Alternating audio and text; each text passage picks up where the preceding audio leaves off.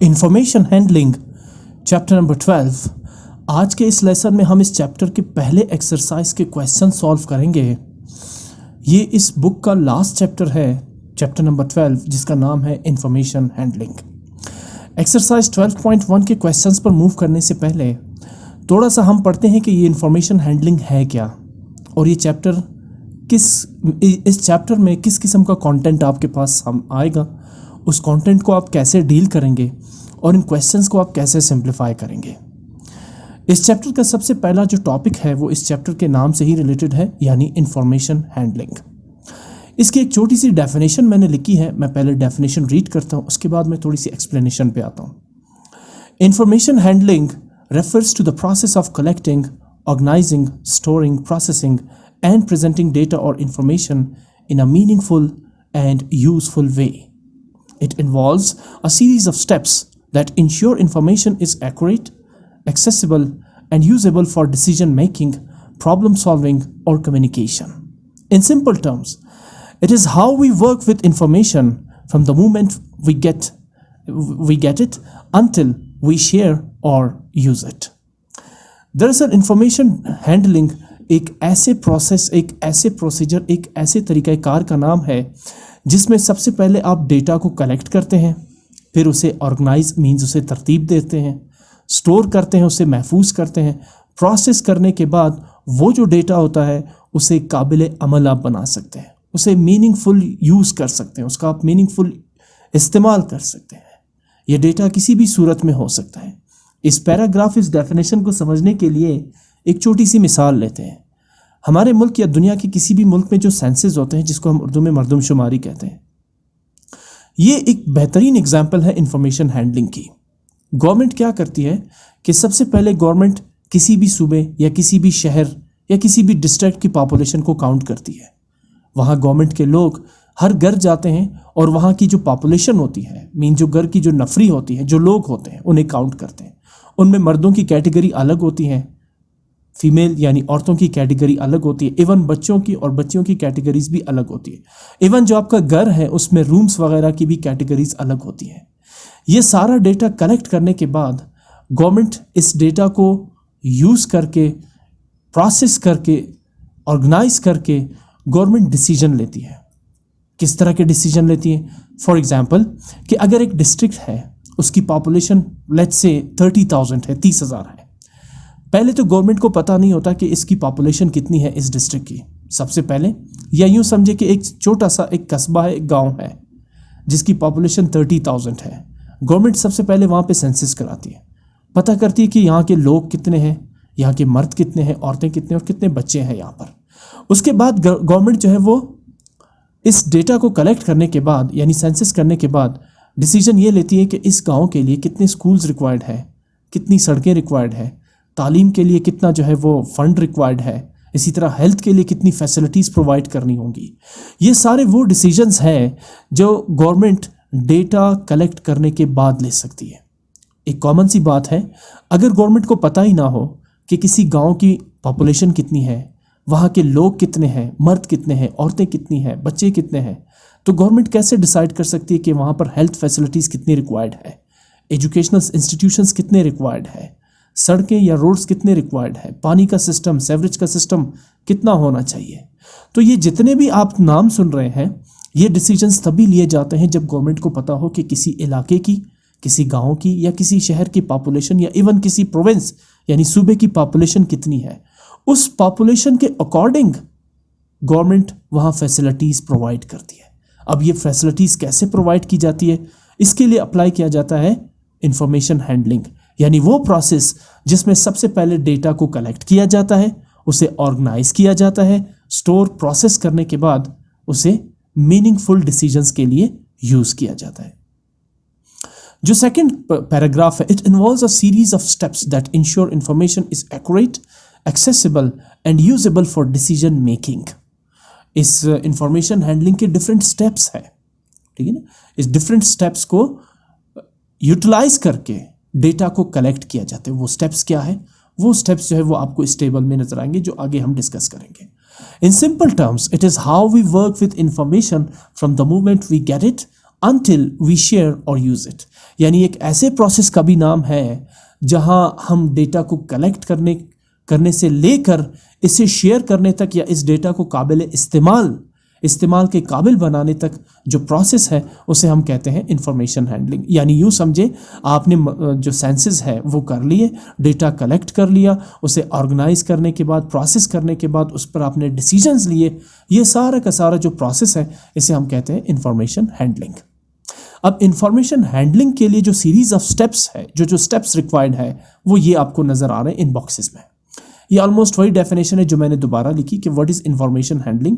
Information handling refers to the process of collecting, organising, storing, processing and presenting data or information in a meaningful and useful way. It involves a series of steps that ensure information is accurate, accessible and usable for decision making, problem solving और communication।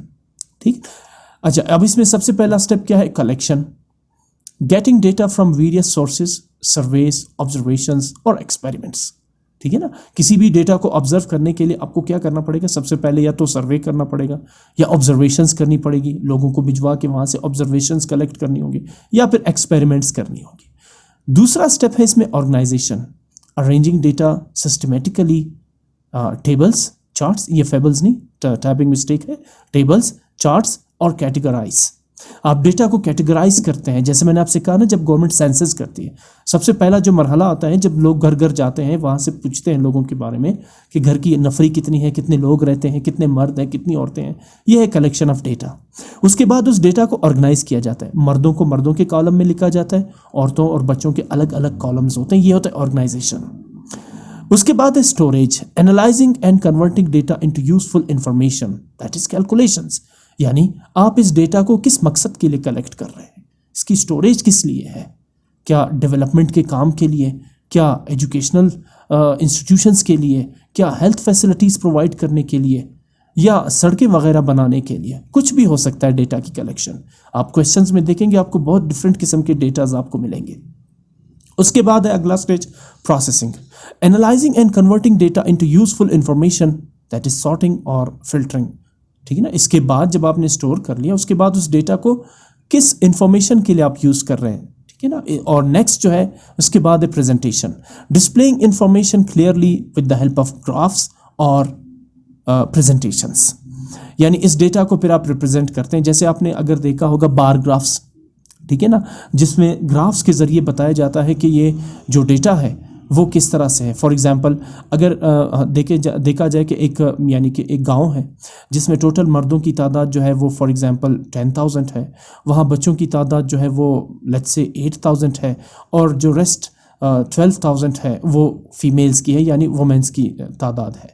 तो इसको आप bar graph के ज़रिए भी represent कर सकते हैं। पहली जो बार ग्राफ होगी वो मेल्स की होगी, मर्दों की होगी। दूसरी जो बार ग्राफ होगी वो चिल्ड्रंस की होगी, और तीसरी बार ग्राफ को जो है वो आप वुमेन्स के लिए यूटिलाइज कर सकते हैं। या जिस तरह आपने देखा होगा, आप पढ़ते रहते हैं इसको, पाई चार्ट जो होता है, जो एक राउंड डिस्क होती है जिसको डिफरेंट कलर्स में डिस्ट्रीब्यूट किया जाता है और हर कलर एक अलग से डेटा को रिप्रेजेंट करता है। ठीक है ना।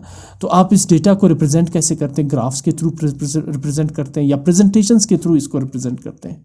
और उसके बाद है कम्युनिकेशंस, ये लास्ट स्टेज है इंफॉर्मेशन हैंडलिंग का, sharing information with others effectively. आप इस डेटा को जब कलेक्ट करते हैं, उसे प्रोसेस करते हैं, उसे प्रेजेंट करते हैं, उसके बाद आप इसे शो करते हैं, इसे शेयर करते हैं। जैसे गवर्नमेंट के जो लोग होते हैं, सेंसस सारा प्रोसीजर करने के बाद उसे गवर्नमेंट के सामने पेश करते हैं, और फिर गवर्नमेंट जो है इन सब को देखने के बाद डिसीजन लेती है कि क्या कुछ होना चाहिए इस डेटा से रिलेटेड। ये ऑलमोस्ट वही स्टेप्स हैं। कलेक्शन है, gathering data from various sources, surveys, observations, experiments, databases. ठीक है ना। Organisation, arranging data systematically, tables, charts और कैटेगराइज। और इसके बाद storage, keeping data safe for future use, files और डेटाबेसेस, फाइल्स की शक्ल में या कंप्यूटर सिस्टम्स की शक्ल में इसे स्टोर करने का तरीका जो है वो स्टोरेज है। इसके बाद है processing, analysing and converting data into useful information, that is calculations, sorting और फिल्टरिंग। उसके बाद है presentation, displaying information clearly with the help of graphs, reports और प्रेजेंटेशन। अच्छा, इसके बाद है कम्युनिकेशन, जो लास्ट स्टेज है, sharing information with others effectively. ठीक है। सो ये वो 6 स्टेजेस है जो इंफॉर्मेशन हैंडलिंग के लिए रिक्वायर्ड है। किसी भी डेटा को collect, organise, store, process, presentation और कम्युनिकेशन के लिए जो रिक्वायर्ड स्टेज है वो यही स्टेजेस है। अच्छा, इसके बाद अगला टॉपिक है जो इस चैप्टर का है एक्सरसाइज से पहले, वो है फ्रीक्वेंसी, और फिर उसके बाद है फ्रीक्वेंसी डिस्ट्रीब्यूशन। क्वेश्चंस में मैं आपको ये भी बताऊंगा कि ये फ्रीक्वेंसी है क्या, बट उससे पहले इंपॉर्टेंट है कि आप थोड़ी सी इसकी डेफिनेशन देख लें। Frequency, the number of times a particular observation occurs in a given set of data is called its frequency. It is denoted by small f। किसी भी डेटा में, ठीक है ना, किसी भी डेटा में the number of times a particular observation occurs, कोई ऑब्जर्वेशन जितने टाइम्स किसी डेटा में आ रहा हो उसे हम फ्रीक्वेंसी कहते हैं।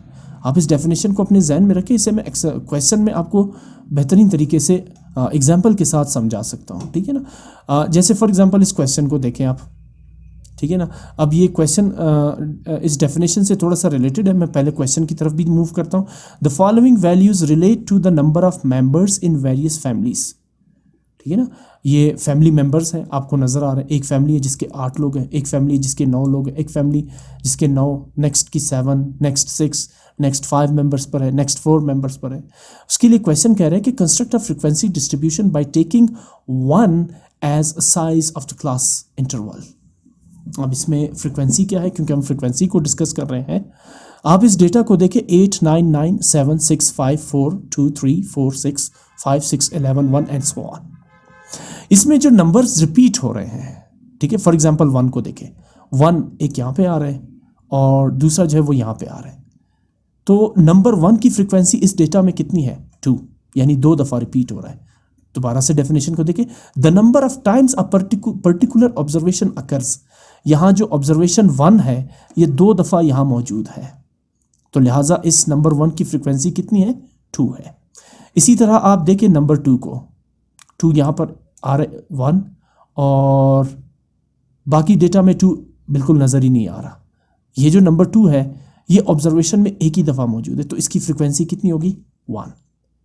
इसी तरह अगर आप देखें 3 को, 3 कितनी दफ़ा रिपीट हो रहा है, 1, 2 और 3 टाइम्स रिपीट हो रहा है, तो नंबर 3 जो ऑब्जर्वेशन है इसकी फ्रीक्वेंसी होगी 3, बिकॉज ये 3 टाइम्स इस डेटा के अंदर मौजूद है। इसी तरह आप 4 को चेक कर सकते हैं, 5, 6, जितने भी नंबर्स है। तो ये जो डेफिनेशन है, the number of times a particular observation, यहाँ पर्टिकुलर ऑब्जर्वेशन क्या थी, पहले 1 हमने देखा, फिर ऑब्जर्वेशन 2 देखी, फिर ऑब्जर्वेशन 3 देखी। ये जितने टाइम्स रिपीट होगा उतनी ही टाइम्स उसकी फ्रीक्वेंसी होगी। The number of times a particular observation occurs in a given set of data is called its frequency. 5 times होगा तो फ्रीक्वेंसी 5 होगा, ऑब्जर्वेशन 6 टाइम्स होगी तो फ्रीक्वेंसी 6 होगी, ऑब्जर्वेशन 1 टाइम होगी तो फ्रीक्वेंसी 1 होगी। इसे हम डिनोट करते हैं F से। इसके बाद है फ्रीक्वेंसी डिस्ट्रीब्यूशन। ये एक प्रोसेस का नाम है। A tabular arrangement of given numerical data showing the frequency of the different observations और classes is called frequency distribution. ये जो आपको टेबल नज़र आ रही है जिसमें आपको 4 कॉलम्स नज़र आ रहे हैं, आपने इस डेटा को जो इसे यानी सॉल्व किया है या इसे जो रिप्रेजेंट किया है, इस प्रोसेस को हम कहते हैं फ्रीक्वेंसी डिस्ट्रीब्यूशन, जहाँ पर हम ऑब्जर्वेशंस को लिखते हैं और उसके साथ उसकी फ्रीक्वेंसी लिखते हैं। इस प्रोसेस को कहते हैं frequency distribution. A tabular arrangement of given numerical data. ये देखिए अरेंजमेंट है, आपको एक कॉलम की शक्ल में नज़र आ रहे हैं। पहले मैंने यहाँ पे ऑब्जर्वेशंस लिखी, ये जो गिवन है क्वेश्चन में, उसके बाद उनकी फ्रीक्वेंसी लिखी है, साथ में ऑब्जर्वेशंस और ट्रेलिंग मार्क्स, ये मैं अभी आपको समझाता हूँ, ठीक है ना। सो ये जो अरेंजमेंट है डेटा की, इसे हम कहते हैं frequency distribution. A tabular arrangement of given numerical data, numerical data जो numbers की शक्ल में आपके पास डेटा मौजूद है, 8, 9, 9, 7, 6, 5 and so on, ठीक है ना। Frequency of the different observations or classes is called frequency distribution. Word classes ये क्या है, इसको भी आप इस क्वेश्चन में मैं आपको एक्सप्लेन करता हूँ। क्वेश्चन नंबर 1 की स्टेटमेंट तो मैं पढ़ चुका हूँ। The following values relate to the number of members in various families. Construct a frequency distribution by taking 1 as size of class interval. ठीक है ना, आपने क्लास इंटरवल यानी क्लास का दौरानिया, इसमें वक्फा कितना लेना है, 1। ये कैसे लेंगे ये आपको मैं टेबल में समझा देता हूँ, ठीक है ना। आपने इस डेटा के लिए फ्रीक्वेंसी डिस्ट्रीब्यूशन कंस्ट्रक्ट करनी है। ये टेबल आपने जो यहाँ पे यूज़ हुआ था वर्ड के टेबुलर अरेंजमेंट, ये है टेबुलर अरेंजमेंट इस डेटा की। कैसे करेंगे आप? सबसे पहले आपको सोल्यूशन में लिखना पड़ेगा मिनिमम वैल्यू। ठीक है, मैंने मैक्सिमम वैल्यू 1 लिखा है, मैक्सिमम वैल्यू 12 है। सबसे बड़ी जो ऑब्जर्वेशन है यानी सबसे बड़ी जो फैमिली है इसमें वो कौन सी है? 12 मेंबर्स पर मुश्तमिल है। और जो सबसे छोटी फैमिली है वो कौन सी है? एक ही है, यानी एक ही मेंबर्स पर मौजूद फैमिली है। ठीक है, फैमिली तो उसको नहीं कह सकते, बहरहाल इसमें एज अ ऑब्जर्वेशन इस डेटा में ये नंबर मौजूद है। तो आप सबसे पहले हाईलाइट करेंगे मैक्सिमम वैल्यू विच इज़ 12। सबसे बड़ा नंबर इन ऑब्जर्वेशंस में 12 है और सबसे छोटी जो वैल्यू है वो इसमें 1 है। अब क्लास इंटरवल क्वेश्चन में कहा गया है by taking 1 as size of class interval, तो आप लिखेंगे class interval. By the way class interval को हम डिनोट करते हैं H से और इसको मैं लिख देता हूँ 1। अब ये क्लास इंटरवल है क्या? आगे इस टेबल में, इस टेबुलर अरेंजमेंट में देखें, इसके मैंने 4 कॉलम्स बनाए इस टेबल के, 1 2 3 4। सबसे पहला है फैमिली मेंबर्स, इसको मैंने अरेंज किया। अगर आप इन नंबर्स को गौर से देखें तो इसमें 1 से लेकर 12 तक सारे नंबर्स मौजूद हैं। 1, ये रहा 2 3 4 5 6, ये रहा 7 8 9, ये 10, ये 11, ये 12, सारे नंबर्स मौजूद हैं। तो मैंने इन नंबर्स को तरतीब से लिखा 1 से लेकर 12 तक, 1 2 3 4 5 6 7 8 9 10 11 एंड 12। अब ये जो हमने लिखा है ना क्लास इंटरवल 1, ये इसका मतलब ये है कि हर क्लास में जो डिफरेंस होगा वो 1 होगा। ये क्लासेस है या ग्रुप्स, इनको ग्रुप्स भी कहते हैं। ये पहला ग्रुप है या पहली क्लास है, ये दूसरा ग्रुप या दूसरी क्लास, ये 3rd, ये 4th, ये 5th, ये 6th, ये 7 8 9 10 11 12। टोटल कितने ग्रुप्स या क्लासेस हैं? 12 क्लासेस। इसलिए 12 बनी क्योंकि क्वेश्चन कह रहे कि आपने क्लास इंटरवल 1 लेना है, मतलब पहली और दूसरी क्लास में डिफरेंस 1 होनी चाहिए, यानी हर क्लास में डिफरेंस 1 का होना चाहिए। अब 8 और 9 में डिफरेंस 1 का है, 9 और 10 में डिफरेंस 1 का है, 10 और 11 में डिफरेंस 1 का है। अगर ये लेट्स से क्लास इंटरवल होता 2 फॉर एग्जांपल क्वेश्चन के अकॉर्डिंग, तो फिर हम लेते 2 4 6 8 10 12। अगर क्लास इंटरवल 2 होता तो फिर आप ग्रुप्स बनाते 2-2 का, ठीक है ना, और फिर टोटल कितने ग्रुप्स बनते? 6। अगर फॉर एग्जांपल क्लास इंटरवल होता 3 तो आप लिखते 1 2 3, ये पहली क्लास होती 1 2 3, फिर 4 to 6, फिर 5 to 8, फिर 9 to 12। इस तरह टोटल 3 ग्रुप्स बन जाएंगे। तो आपको समझ आ गया कि क्लास इंटरवल क्या है। ये जो क्लासेस हैं या ग्रुप्स हैं, इनके दरमियान जो फ़र्क है, जो डिफरेंस है, जो वक्फा है, उन्हें हम कहते हैं क्लास इंटरवल। अब बहुत वाजे है, 1 और 2 में डिफरेंस कितना है? 1। 2 और 3 में 1, 3 और 4 में 1, यानी हर ग्रुप और हर क्लास में डिफरेंस कितना आ रहा है? इंटरवल कितना आ रहा है? 1 आ रहा है। ये है क्लास इंटरवल। क्वेश्चन के मुताबिक मैंने क्लास इंटरवल दिया, इसलिए 1 से लेकर 12 तक सारे ग्रुप्स अलग अलग हैं जिनमें 1 का डिफरेंस आ रहा है। उसके बाद है ऑब्जर्वेशंस और टैली। टैली जो है वो एक ऐसे निशानात होते हैं, मार्क्स होते हैं जो ऑब्जर्वेशंस को रिप्रेजेंट करता है, और ये डिपेंड करता है डायरेक्ट फ्रिक्वेंसी पे। वैसे ऑब्जर्वेशंस भी फ्रिक्वेंसी पे डिपेंड करता है। सबसे पहले है 1। आप इस डेटा में गौर से देखिए 1 कितनी दफ़ा आ रहा है? 2 टाइम्स आ रहा है इसमें। एक ये रहा 1 और दूसरा ये रहा, इनके अलावा आपको कहीं भी 1 नज़र नहीं आएगा। तो इसकी ऑब्जर्वेशंस में आप लिखेंगे 1,1, यानी 1 2 दफ़ा रिपीट हो रहा है इस ऑब्जर्वेशन में। अगर ऑब्जर्वेशन में 1 2 दफ़ा रिपीट हो रहा है तो आप 2 यूं पैरेलल लाइंस ड्रॉ करेंगे, इन्हें कहेंगे टैली मार्क्स या टैली। अब चूंकि 1 2 दफ़ा आ रहा है तो लिहाजा इस ऑब्जर्वेशन की फ्रिक्वेंसी कितनी होगी? 2। डेफिनेशन भी तो यही थी ना फ्रिक्वेंसी की, the number of times a particular observation occurs. जितनी दफ़ा एक ऑब्जर्वेशन मौजूद होगी डेटा में, उतना ही जो है वो उस डेटा ऑब्जर्वेशन की फ्रिक्वेंसी होगी। फॉर एग्जांपल एक ऑब्जर्वेशन है 1 जो इस डेटा में 2 दफ़ा आ रहा है, तो लिहाजा इस ऑब्जर्वेशन 1 की जो फ्रिक्वेंसी होगी वो 2 होगी। इसी हिसाब से इसकी टैली भी जो है वो 2 लाइनों की बनेगी, 2 पैरेलल लाइंस की, और ऑब्जर्वेशंस में 1,1 लिखेंगे आप। ठीक है, अब आते हैं सेकेंड क्लास पे। सेकेंड क्लास में ऑब्जर्वेशन क्या है? 2 है। तो 2 को आप देखें कितनी दफ़ा इस डेटा में आ रहा है? एक ही दफ़ा आपको नज़र आएगा यहाँ पर, बाकी आप गौर से देखें 2 कहीं पर भी आपको नज़र नहीं आएगा। तो ऑब्जर्वेशंस में आप 2 को एक ही दफ़ा लिखेंगे, ये यानी ये ऑब्जर्वेशन एक ही दफ़ा आ रही है, ऑब्जर्वेशन नंबर 2। तो अब चूंकि ये एक ही दफ़ा आ रही है लिहाजा टैली मार्क इसका आप सिंगल एक लाइन ड्रॉ करेंगे, 2 लाइनें ड्रॉ नहीं करनी है। ये ऑब्जर्वेशन नंबर 2 है, ठीक है ना, यानी एक ऐसी ऑब्जर्वेशन जिसमें 2 फैमिली मेम्बर्स रहते हैं। एक ऐसे घर की ऑब्जर्वेशन है जहाँ 2 फैमिली मेम्बर्स रहते हैं।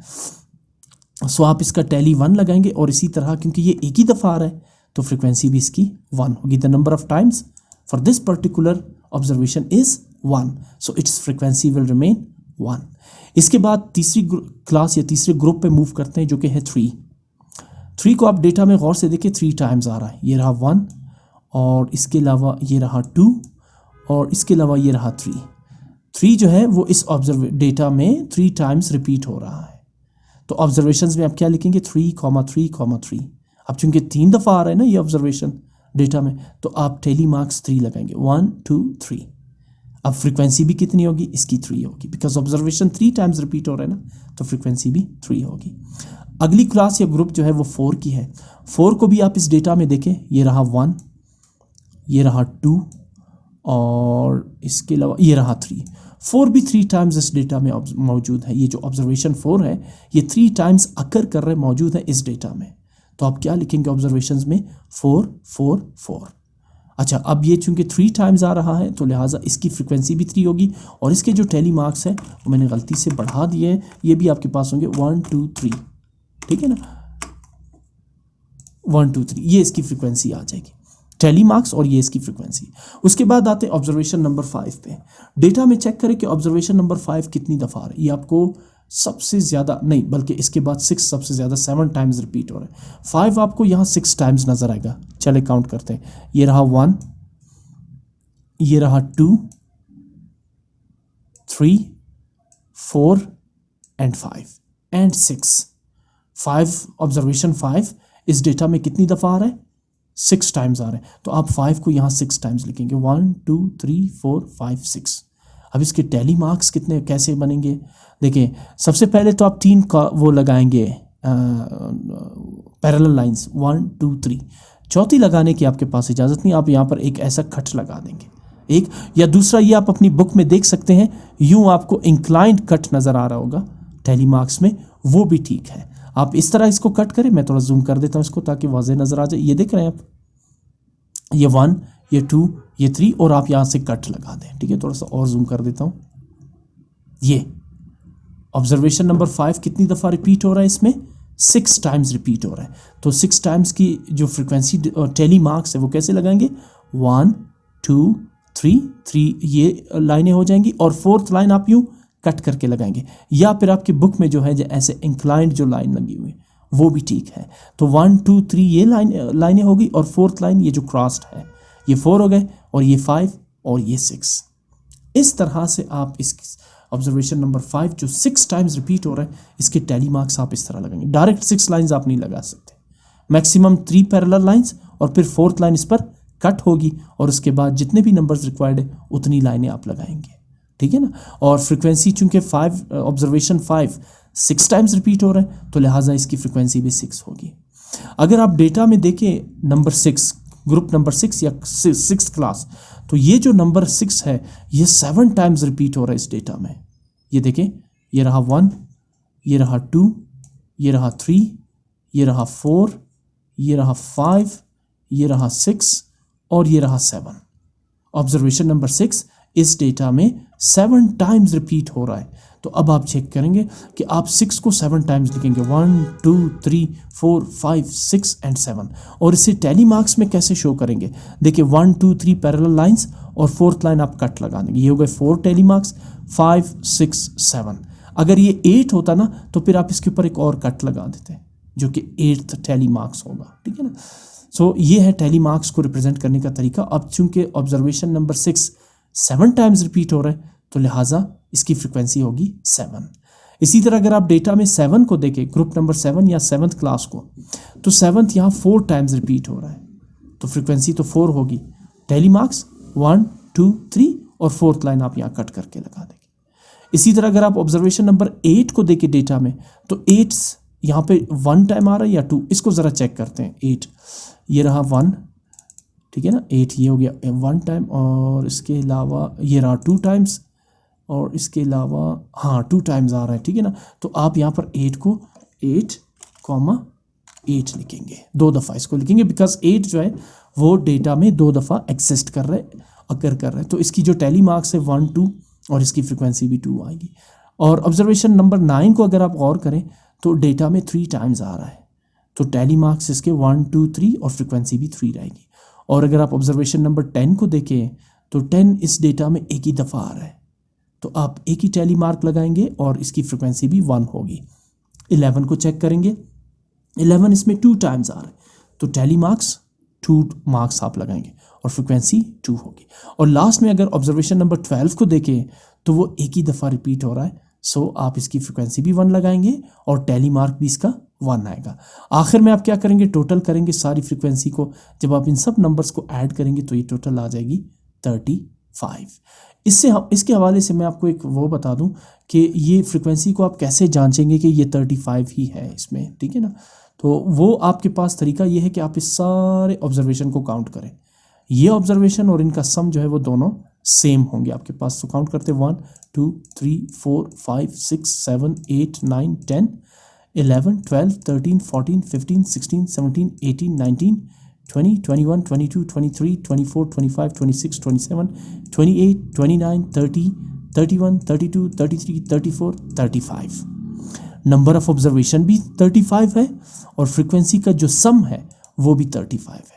यहाँ से आपने ऑब्जर्व करना है कि क्या आपकी फ्रिक्वेंसी की कैलकुलेशन सही है या गलत।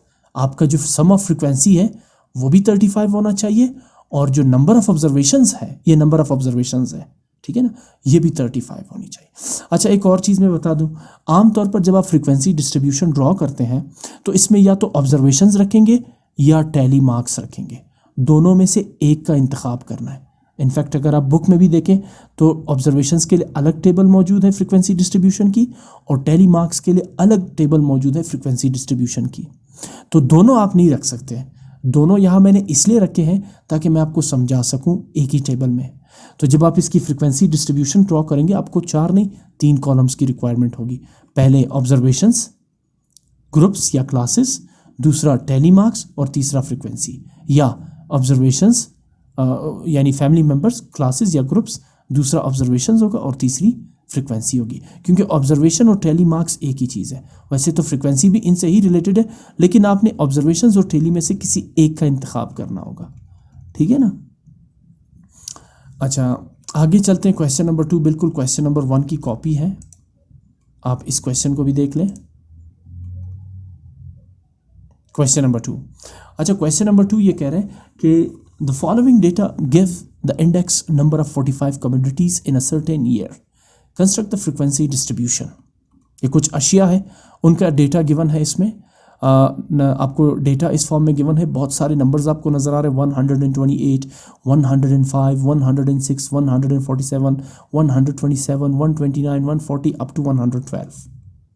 बहुत सारे आपको इसमें मिलेंगे। अगर आप इसको काउंट करें 1 2 3 4 5 6 7 8 9 10 11 12, 12 2s are 24, 12 3s are 36, 37 38 39 40 41 42 43 44 45।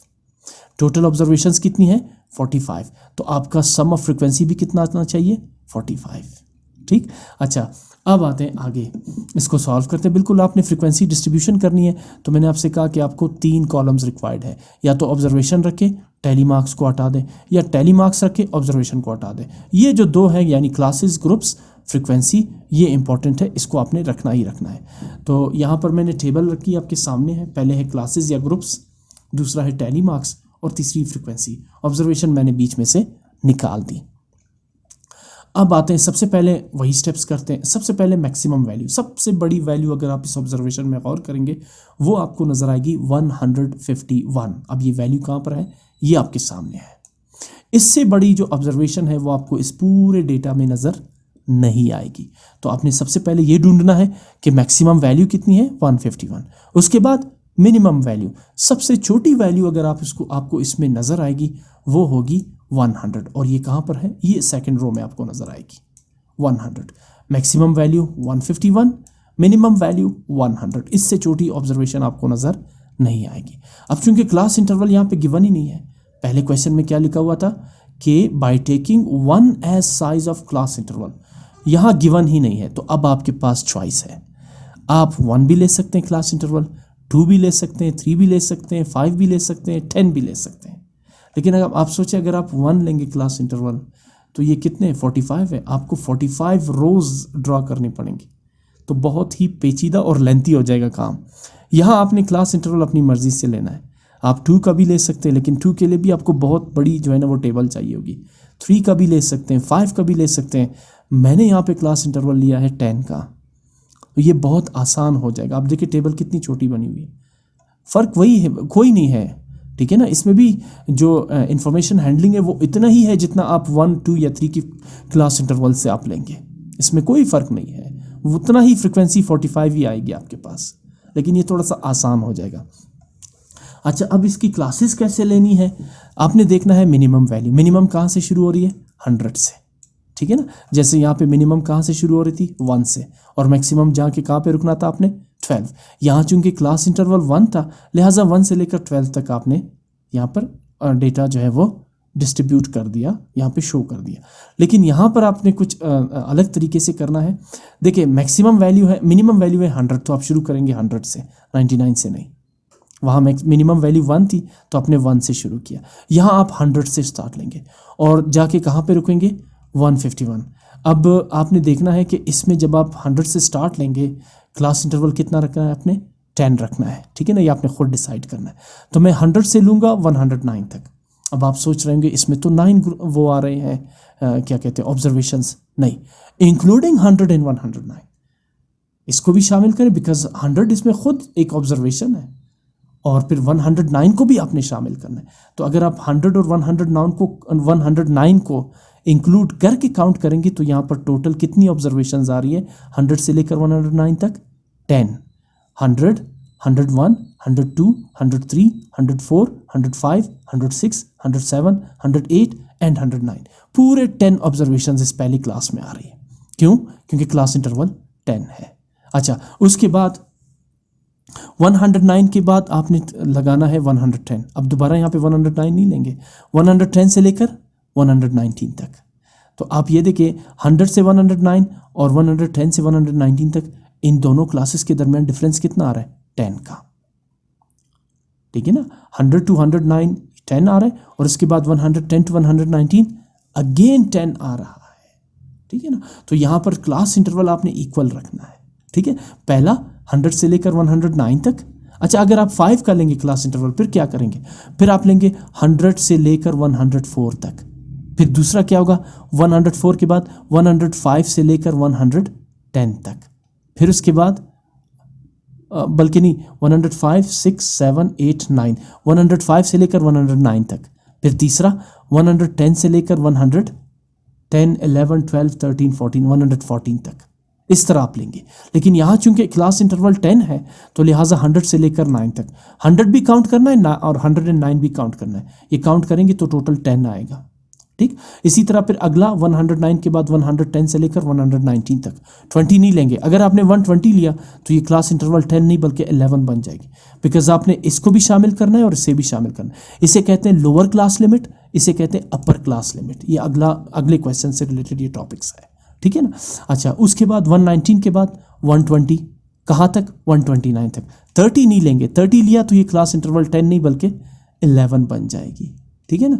अच्छा, उसके बाद 129 के बाद 130 to 139, फिर 140 to 149, फिर 150 to 159।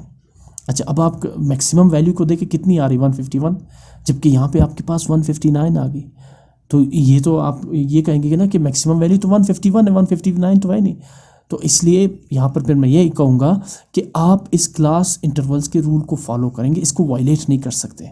देखिए यहाँ फर्स्ट क्लास में आपके पास 10 आ रहा है क्लास इंटरवल, दूसरे में भी 10 आ रहा है, तीसरे में भी 10, चौथे में भी 10, पाँचवें में भी 10, छठी क्लास में अगर आप लेंगे 150 to 151 तो ये क्लास इंटरवल कितना हुआ? 1।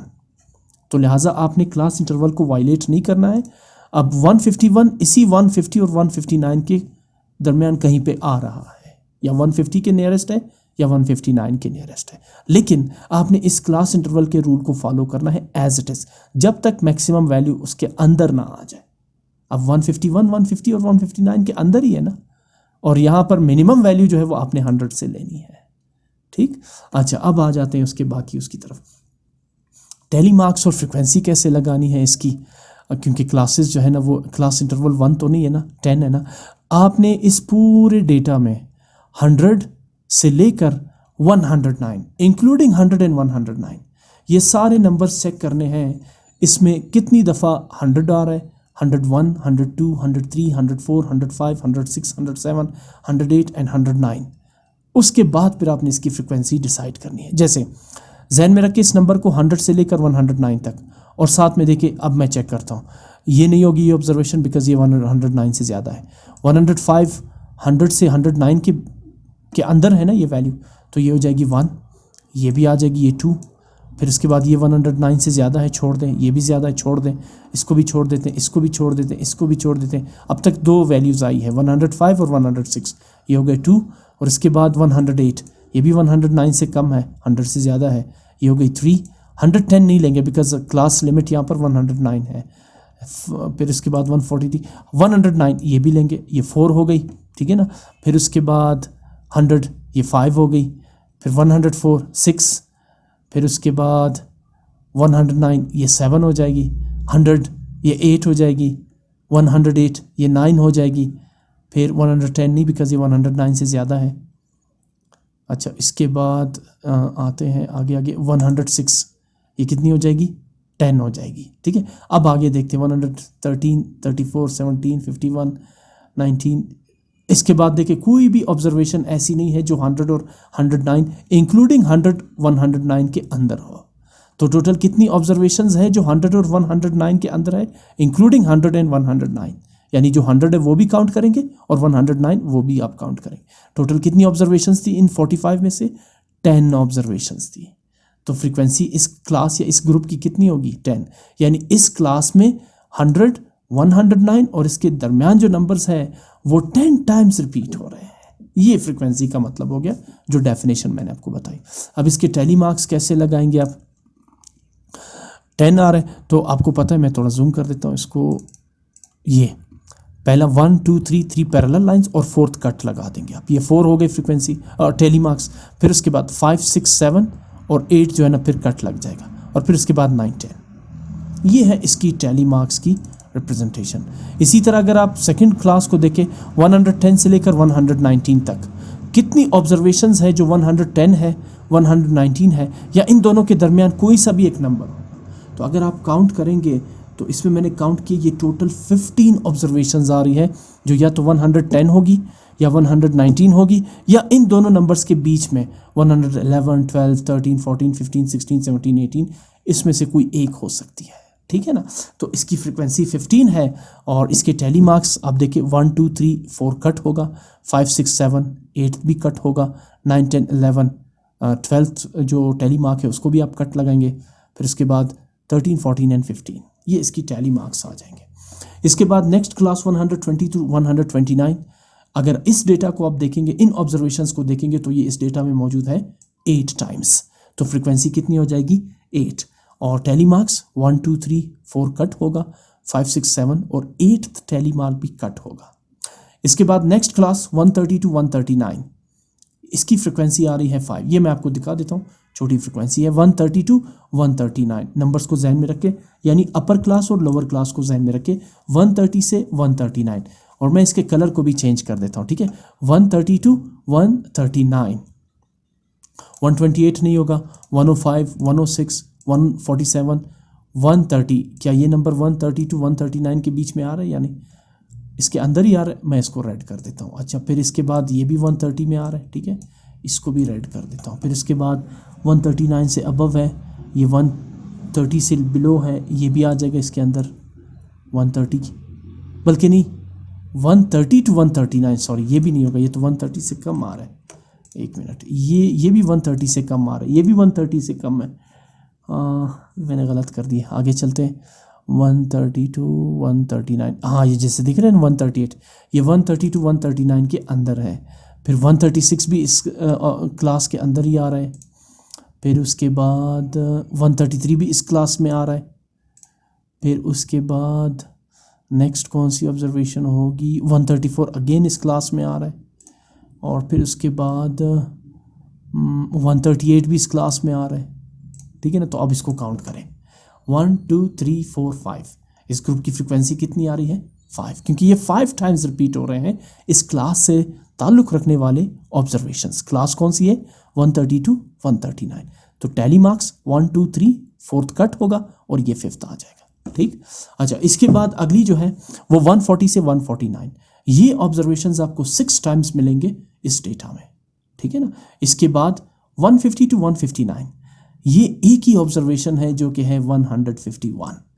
इसके अलावा आपको कोई भी ऑब्जर्वेशन ऐसी नहीं मिलेगी जो इस क्लास से ताल्लुक़ रखती हो या इस क्लास में मौजूद हो। तो ये ऑब्जर्वेशन चूंकि एक ही है और वो है 151, तो आप एक ही टैली मार्क लगाएंगे। फ्रीक्वेंसी इन सबको आप ऐड करेंगे तो टोटल हो जाएगा 45 और नंबर ऑफ ऑब्जर्वेशंस भी कितनी थी 45। ये आपकी फ्रीक्वेंसी की दुरुस्त निशानदेही करेगा कि क्या आपने फ्रीक्वेंसी का सम सही लिया है या फ्रीक्वेंसी की कैलकुलेशन ठीक की है या गलत। Number sum of frequency should be equal to the number of observation given in the data. ये था इंफॉर्मेशन हैंडलिंग, फ्रीक्वेंसी और फ्रीक्वेंसी डिस्ट्रीब्यूशन से रिलेटेड क्वेश्चंस।